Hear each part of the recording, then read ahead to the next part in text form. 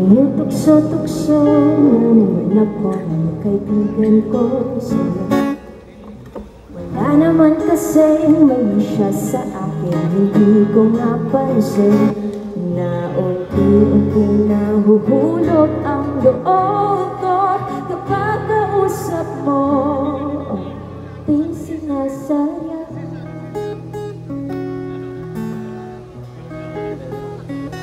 hanggang sa simpleng pagtingin at suyop sa akin ako'y kinikilig. Hindi ko maiwasan na ika'y hangaan habang tumatagal.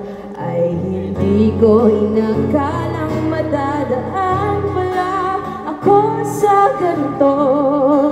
Nahulog na sa'yo at ang may gusto kang iba. Pero pag ika'y kasama,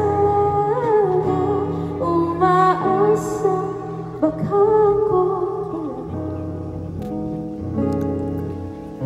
Kaya sasabihin ko, gusto kita.